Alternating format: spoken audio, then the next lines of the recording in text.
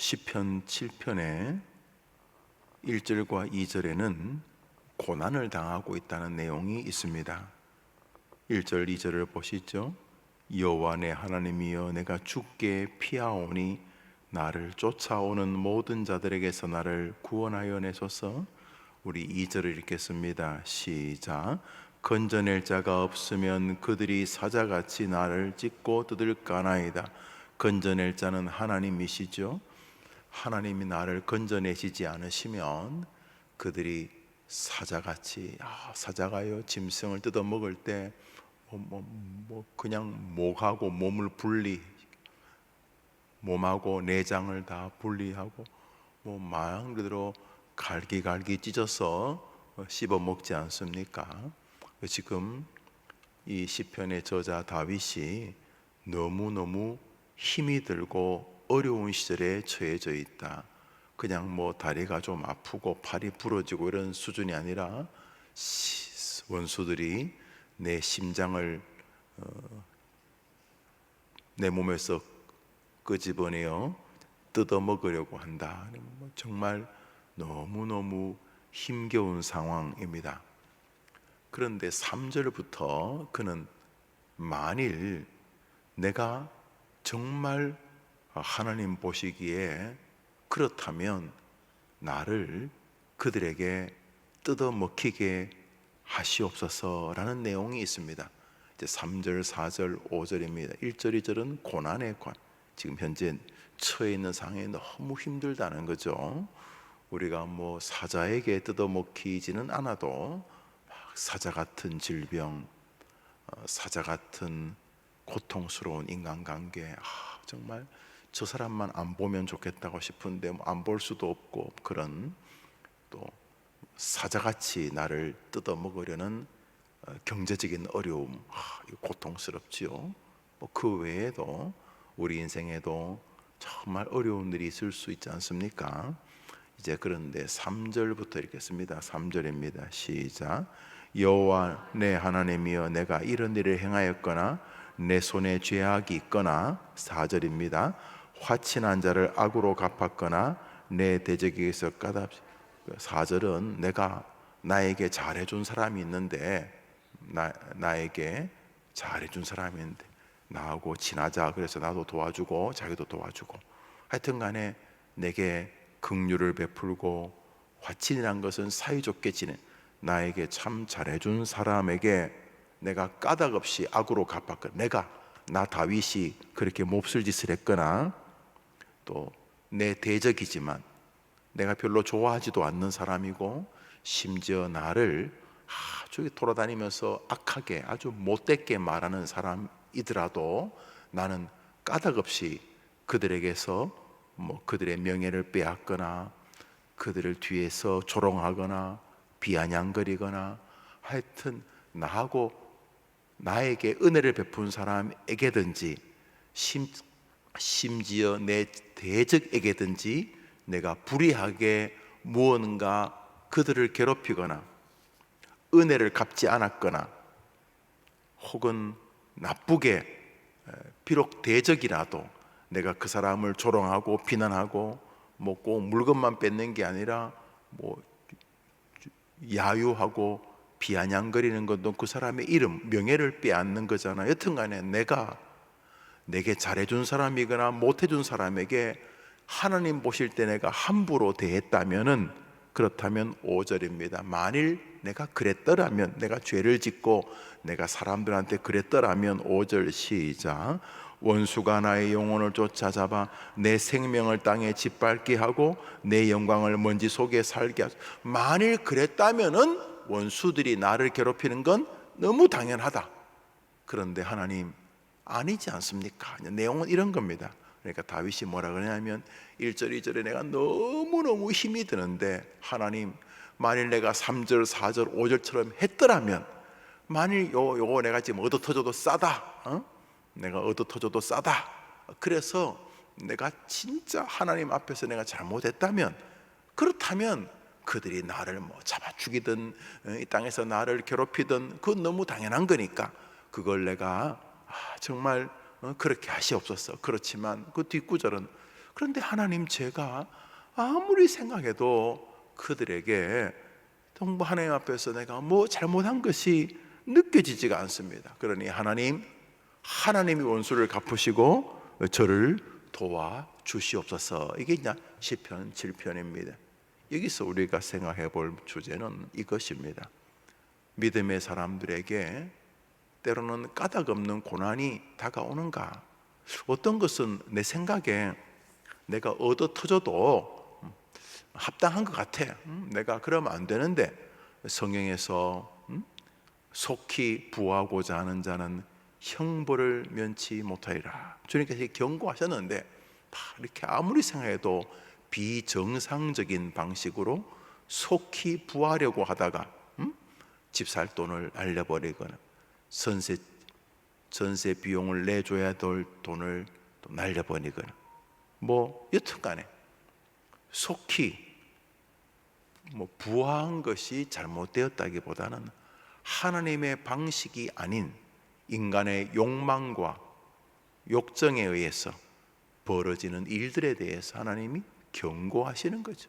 생사화복이 나 여호와에게 달렸는데 너는 왜 투기처럼, 노름처럼, 도박처럼 그렇게 일확천금을 원하느냐?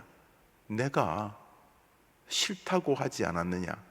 성경에는 우리 인간이 살아갈 삶의 규례들이 우리를 복주기 위해 가득한데, 그 규례를 복주기 위해 가득하기라고 생각하기보다는 나를 옥죄고 좀 마음대로 하려고 그러면 성경이 자꾸 나를 이렇게 양심의 가책을 느끼게 한다든지, 뭔가 좀 시대 뒤떨어진 그런 관계를 자꾸 나에게 강요해가지고 내가 자유를 잃어버리게 한다는 식으로 인생을 살면 누구 의견대로 되겠는가? 내 뜻대로 되겠는가? 하나님의 말씀대로 되겠는가? 우리 교회 표가 오직 말씀이죠. 오직이 뭡니까? 솔라, 그보다 더 유일하고 능력 있고 권위 있는 것이 없다는 거죠. 하나님 말씀대로 안 해도 좀 될 것 같지요? 되면은 여러분이 하나님이신 거죠. 될 리가 없죠.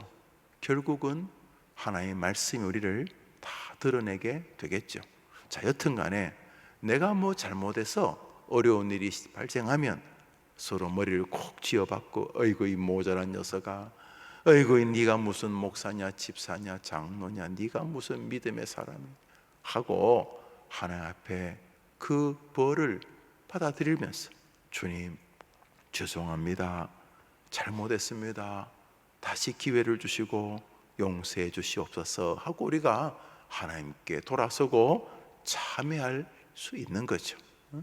비록 죄를 지은 것은 잘못했지만 우리를 건지기 위하여 당신이 직접 이 땅에 오셔서 십자가에서 죽으시면서까지 우리를 용납해 주셨는데, 우리가 몇 개 죄를 지었다고 지옥 갈 것처럼 사는 건 옳은 것이 아니죠. 그렇지만 내 죄의 대가로 하나님께 좀 쥐어 박히는 것은, 그것은 하나님의 뜻이니까.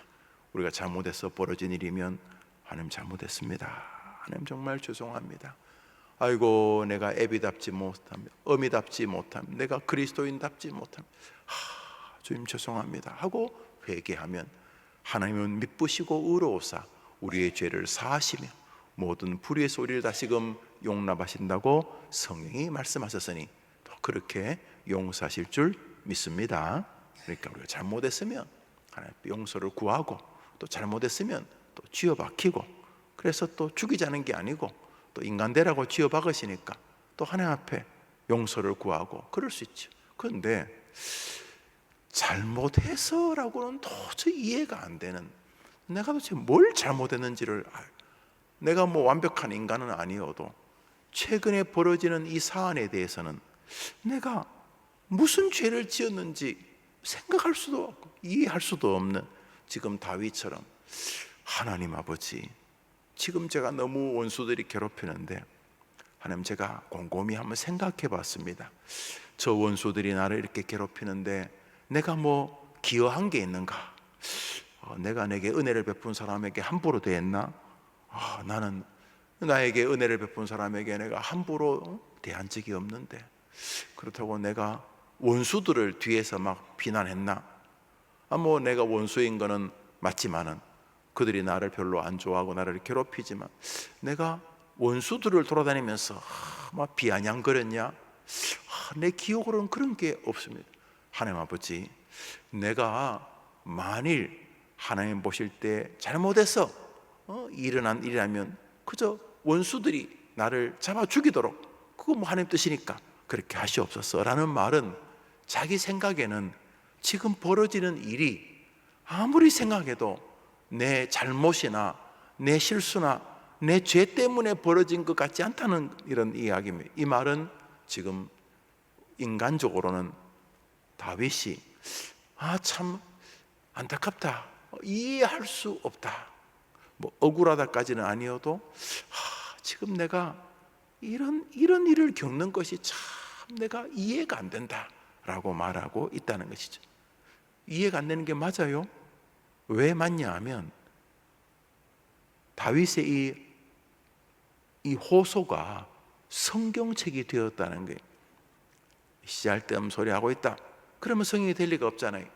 후대에 우리들에게 이거 자기가 잘못해놓고도 변명하고 넋두리 뭐 감옥에 있는 사람들 가운데 억울하지 않은 사람이 한 명도 없다던데, 대도 않는 소리야 이거, 이러면 성경이 될 리가 없는데, 하나님도 다윗이 말하고 있는 것이 일부분 합당하기 때문입니다. 오늘 잠시 살펴보는 것은 그리스도인들이 세상을 살면서 이 그리스도가 세상 끝날까지 함께 하시는, 그리고 하나님이 눈동자같이 우리를 지켜주시는,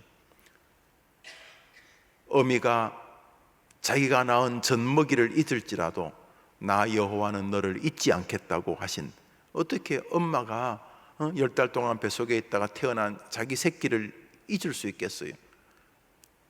그렇지만 여인이 그 젖먹이를, 자기 아이를 혹시 깜빡 잊을 수 있더라도 나 여호와는 너희를 잊지 않겠다고 말씀하신 우리 하나님께서 우리가 볼 때에 이해가 안 되는, 정말로 이게 정말 용납하기가 어려운 고난을 성도들이 겪게 하시는가 하는 것입니다. 오늘 본문은 대답할 필요도 없죠. 억울한 고난을 겪고 있다는 것입니다. 오늘자 날주 사도행전 25장입니다. 오늘자 날주 사도행전 25장입니다.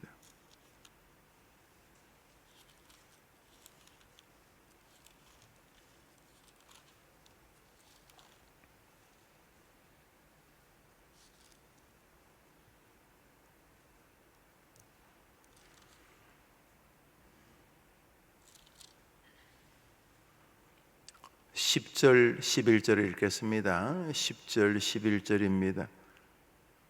오늘자 날주 사도행전 25장 10절 11절입니다. 시작. 바울이 이르되 내가 가이사의 재판 자리 앞에 섰으나 마땅히 거기서 신문을 받을 것이라. 당신도 잘 아시는 바와 같이 내가 유대인들에게 불의를 행한 일이 없나이다. 만일 내가 불의를 행하여 무슨 죽을 죄를 지었으면 죽기를 사양하지 아니할 것이나, 만일 사람들이 나를 고발하는 것이 다 사실이 아니면 아무도 나를 그들에게 내줄 수 없나이다. 내가 가이사께 상소하노라 한데, 내용은 이런 것입니다. 유대인들이 이 바울이 자꾸 눈에 거슬리는 것입니다. 자기들도 뭐라고 이렇게 떠들고 바울도 이렇게 밖에서 설교를 하는데, 자기들이 하는 말은 뭐 그냥 다 좋은 이야기인데 바울이 하는 이야기는 진리였습니다. 예수 그리스도와 하나님의 세계를 말하는데 이 무언가 바울의 말을 책잡기가 어려웠습니다. 내가 다메섹에서 예수님을 만났다. 십자가에 못 박아 죽인 예수님이 나타나셨다. 그분은 메시아시다. 보라, 처녀가 잉태하여 아들을 낳는다고 우리보다 지금 700년 전에 살았던 이사야가 말하지 않았느냐. 그 처녀가 잉태하여 우리와 함께하는 사람은 하나님이시다. 우리와 함께하는 하나님 임마누엘이시다 하면서 사도 바울이 구약과 신약의 세계를 예수 그리스도를 중심으로 선포를 하는데, 마땅히 바울한테 뭐 죄의 목을 걸기가 어려워요. 그래서 자기들이 할 수 있는 권위 안에서는 잡아가지고 두드려 패고 그랬는데, 이 대제사장이나 그 당시 종교 지도자들, 유력한 유대인들이 눈에 가시 같은 바울을 죽이고 싶은데 죽일 권리는 없었어요. 당시 로마에서 보낸 총독이나 혹은 그 지역을 다스려 하는 본붕왕이 있었지만 총독에게 생사권이 있었어요. 총독이 사형을 언도할 수 있는 최종 결정권이 있었어요. 그러니까 사내들인 공회가 조그만 감옥도 가지고 있었거든요. 그래서 유대인들끼리서 치고받고 싸우고 유대인들의 법을 어기면 잡아가지고 두드려 패고 그냥 그렇게 했어요. 그러나 죽일 수는 없었어요. 죽이려면 반드시 로마의 허락이 있어야 됐어요. 그래서 이 죽이고 싶은데 이 죽일 수는 없으니까, 그래서 총독에게 호소를 하고 재판을 요청한 거죠. 우선 바울을 잡아가지고 죽이게 해달라, 이런 내용이에요. 그런데 바울이 로마 시민권을 가졌잖아요. 그래서 총독이 데리고 오는 이제 물어보는 거예요. 근데 아무리 물어봐도 뭐 네가 왜 잡혔냐? 글쎄 말입니다. 너 뭐 했냐? 도둑질했냐? 아니요. 유대인들을 조롱했냐? 아니요. 그 유대인들 뭐 회당을 네가 부쉈냐? 불질렀냐? 아니요. 네 뭐 했냐? 구약 성경에서 말하던 메시아가 예수님이라고 말했습니다. 그러니까 너는 십자가에 죽은 예수, 요즘 뭐 부활했다고 말하고 너희 돌아다닌다는 그 예수, 너희들은 뭐 부활했다고 말한다지? 예, 부활하셨습니다. 아이고, 난 모르겠고. 그래, 그러니까 네가 예수가 구주라 이렇게 말했다는 거지. 예. 그 유대인들이 왜 널 죽이려고 그러냐? 저도 잘 모르겠습니다. 아니 뭐 여러분, 우리나라에 자기가 하나님이라는 사람이 26명 정도가 있습니다. 자기가 메시아라는 사람은 30명도 넘고, 도합 60명 정도의 우리나라에 하나님이 계십니다. 별로 안 웃기신가 보죠? 여러분, 자기가 자기 집에서 자기가 하나님이라고 한다고 우리가 잡아가지 않잖아요. 여러분이 집에서 애들한테 얘들아 비밀이 있다, 아빠 무슨 일인데요, 내가 아침밥 먹으면서 말해줄게. 아침 식사하면서 아빠 아까 하시려는 말씀이 뭐예요? 얘들아 사실은 내가 하나님이란다, 내 나이가 지금 8,500살이다 뭐 이러면 애들이 이제 뭐 엄마 아빠가 요즘 몸이 좀 이상하신가 봐요, 이제 뭐 그러겠죠. 그런데 우리가 뭐 자기가 지가 하나님이라고 한다고 뭐 잡아갈 수는 없잖아요. 그런데 이 총독이 듣기에는, 그러니까 예수가 구주라는 말이지, 예수가 그러니까 메시아란 말이지, 너희들 유대인들이 예 그렇습니다. 근데 네가 그렇게 하면 내가 볼 때 네 정신병자인데, 네가 공부도 많이 했다는 걸 들었는데, 네가 가말리엘 교수 밑에서 박사하겠다는 걸 내가 들었는데, 네가 공부 하도 많이 해가지고 머리가 좀 이상한가 보다. 그건 그거고, 네가 그렇게 말했는데 왜 저 사람들이 널 죽이려고 그러냐? 저거들도 지가 하나님이라고 그러면 되지. 너 왜? 이 사람이 암만 해도 이 바울의 죄를 찾을 수가 없었어요. 그래서 이 베스도가 그 다음에 또 총독하고 불러가지고 본붕왕을 불러가지고, 내가 아무리 생각해도 이 사람 왜 지금 이렇게 감옥 이렇게 잡아 죽이려고 하는지 도저히 이해할 수가 없습니다. 그런데 바울이 그들에게 말합니다. 내가 만일 죽을 죄가 있으면 나를 그들에게 내어줘서 죽이십시오. 그렇지만 나는 죽을 죄가 없습니다. 아시다시피 저는 로마 시민권자니까, 로마 시민은 황제에게 호소할 수 있는 권리가 있으니까 황제 앞에서 재판을 받을 수 있도록 저를 로마로 보내주십시오. 저는 로마 시민권이 여기 있습니다. 이렇게 말해서 이제 로마로 가게 되고, 바울이 늘 원하던 로마에서 복음을 전하게 되는 내용입니다. 여기서 중요한 것이 그리스도인들이 억울하게 고난을 당할 수 있는가라는 주제입니다. 어떻습니까? 사도 바울이 고난을 겪는 것을 로마 총독도 이해를 못했습니다. 그런데 왜 사람들이 너를 괴롭히냐고 묻습니다. 여러분이 집에 가서서 오늘 읽었던 성경 25장을 보면 총독이 그렇게 묻는 것이 나올 겁니다. 이 총독도 이제 부임한 지 며칠 되지도 않는 사람인데 뭐 듣긴 들었겠죠. 그치, 왜 너를 그렇게 괴롭히냐? 내가 봐서 죄가 없는데. 그래서 이제 바울이 이제 로마로 가게 되죠. 여기서 바울이 그리스도인이 이해할 수 없는 고난을 겪을 수 있는가라는 주제를 우리에게 보여줍니다. 대답은 있다는 것입니다.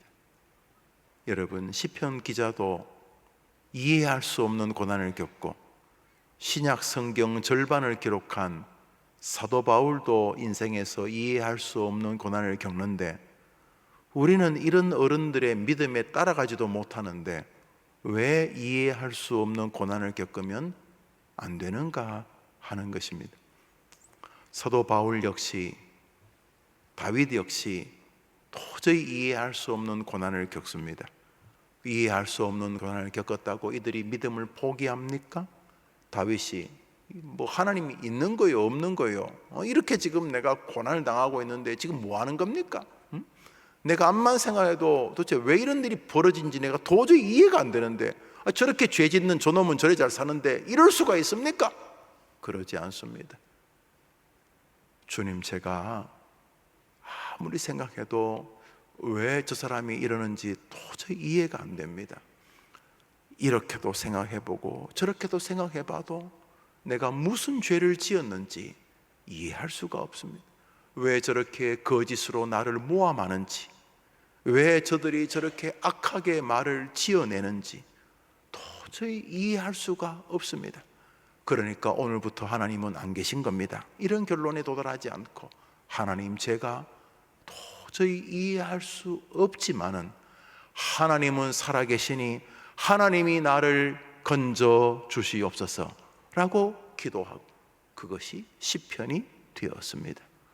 많은 사람들은 세상을 살면서 그 정당성 때문에 넘어집니다.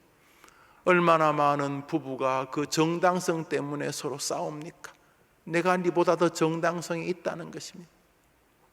얼마나 많은 교회가 이 정당성 때문에 싸웁니까? 내가 더 옳다는 것입니다. 네가 그러다는 것입니다. 뭐 네가 그런지는 모르겠지만 나는 옳다는 것입니다. 그래서 이 시대에 많은 교회들이 아픕니다. 사람들이요, 이 정당성이 있으니까 자꾸 다투는 거예요. 내가 죽을 죄를 지었으면 그 사람 앞에 그렇게 나대지 못합니다. 내가 교통사고로 그 사람 아들을 죽였는데 그 사람 앞에서 뭐 내가 뭘 잘했느니, 내가 뭐 평소에 노래를 잘하느니, 내가 말이지 사람들 앞에 인정받느니 이런 소리 못합니다. 어디 밖에서는 그런 소리 할지 모르겠습니다만 자기가 운전하던 차로 그 집 애, 중학교 애, 초등학교 애를 그만 치어서 죽인, 그래서 그 장례식장에서 그 아버지 만났을 때 제 차가 말이죠 성능이 아주 좋아가지고요 이런 소리 못하고, 제가요 베스트 드라이버요 이런 소리 못하고, 내가 괜찮은 사람인데요 친구들도 나를요 법 없이 살 수 있다고 그러고 이런 소리 못합니다. 내가 죽인 사람의 아버지 앞에서 우리 다 유구무원입니다. 교회는 원래 그런 사람들이 모여야 되는데 뭐 조금만 내가 헌금을 많이 했느니, 뭐 교회를 열심히 섬겼느니, 뭐 젊을 때 신학을 했느니 이런 소리 하면서 내가 잘났다고 하니까 자기가 죽인 예수, 우리가 다 예수 죽였지 않습니까? 우리 때문에 예수님 죽었지 않습니까? 예수님이 뭐 자기 죄 때문에 죽어서 우리 다 살인자입니다. 예수 죽인 살인자들. 청교도들은 아기를 낳으면 너무 감격스럽지만 이 아이가 예수의 원수라는 것을 알아. 자기가 태어난 자식이 하나님 주신 선물이지만 동시에 이 아이가 복음의 진리를 알지 못하면 예수의 원수, 예수를 죽인 원수라고. 그래서 그 아이를 그리스도인으로 만들려고 힘써 신앙을 했던 것이죠. 그런 것처럼 우린 다 살인자예요, 살인자. 우리가 그 주인의 아들을 죽였어요. 우리가 하나님 하시는 바로 그분의 아들을 우리가 차로 치어 죽였어요. 십자가에 못 박아 죽인 거 우리가. 그래서 교회는 정당성이 있으면 자꾸 싸웁니다. 내가 말이지 괜찮은 사람이다 그러면 싸웁니다. 내가 천인공노할 죄인이라고 생각하면 못 싸웁니다. 옆 사람이 나보다 10배쯤은 더 나아 보입니다. 내 주제에 내가 설교할 사람이 아닌데, 저 귀퉁이 앉아가지고 설교를 들을 수도 없을 인간인데 내가 어떻게 설교를 하나, 이래야 되는데 나 대단한 사람이다, 너희는 입 다물고 들으라, 이러면 벌써 목사가 망한 것입니다. 여러분들은 어떻습니까? 우리가 살면서 믿음의 세계 안에서는 정말 알 수 없는 것들이 너무 많습니다. 오늘 다윗은 자신의 죄를 도무지 이해할 수가 없었습니다. 하나님, 제가 왜 이런 어려움을 겪고 있으면 도저히 이해할 수 없습니다.